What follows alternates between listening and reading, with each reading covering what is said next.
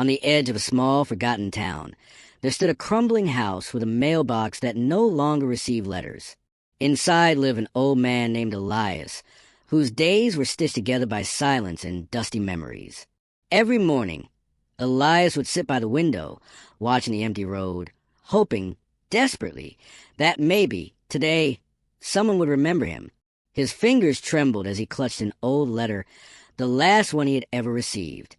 It was from his daughter, who had left for a distant city many years ago, promising to return soon. But she never did. The seasons changed. Snow fell. Flowers bloomed.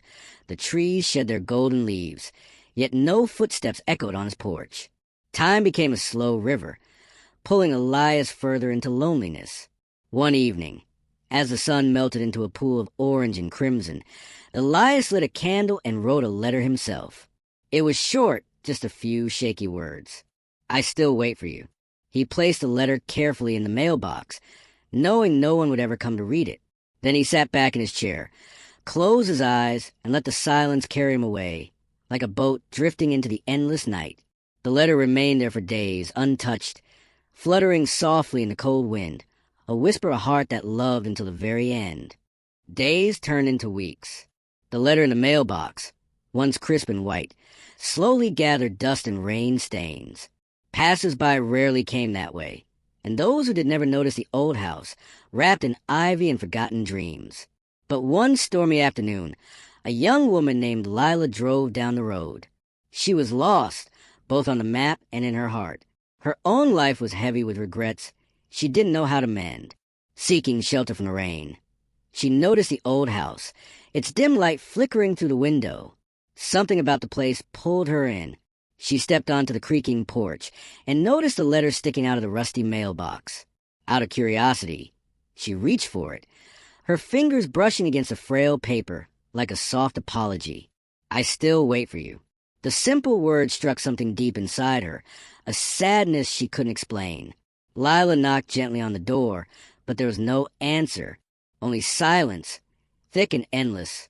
Pushing the door open, she found Elias, still sitting in his chair, a peaceful smile on his face, as if he had finally found his way home. Tears welled up in her eyes. She didn't know this man, but somehow she felt connected to him, to his loneliness, his hope, and the endless waiting that had defined his last days. Lila stayed. She cleaned the house, arranged the letters, and gave Elias a proper farewell. In doing so, she found something she hadn't even realized she was searching for, the courage to stop running from her own pain. She turned the old house into a place where lonely souls could find shelter, a small home where no one had to wait alone again. And in the corner of the living room, framed under glass, hung Elias's last letter, a simple reminder that even in silence, love endures. Years passed. The house that once echoed only with silence now sang with soft laughter, the shuffle of footsteps, and the warmth of shared stories. People who had nowhere to go, who carried invisible wounds in their hearts, found a home within those old, crumbling walls. And at the center of it all stood Lila, stronger, wiser, and gentler than before. Every evening, she would light a single candle by the framed letter and sit by the window where Elias once waited. It became a small tradition to honor those who had loved deeply, waited faithfully, and left behind whispers that still moved through the air like a quiet prayer. Sometimes, new visitors would ask about the letter. Lila would smile softly and say, "It's a reminder that love never really disappears. Even when no one seems to hear you, even when you're gone, your love lives on, waiting to be found by someone who needs it."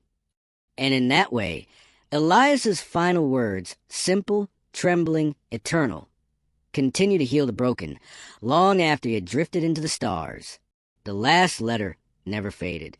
Neither did the love it carried.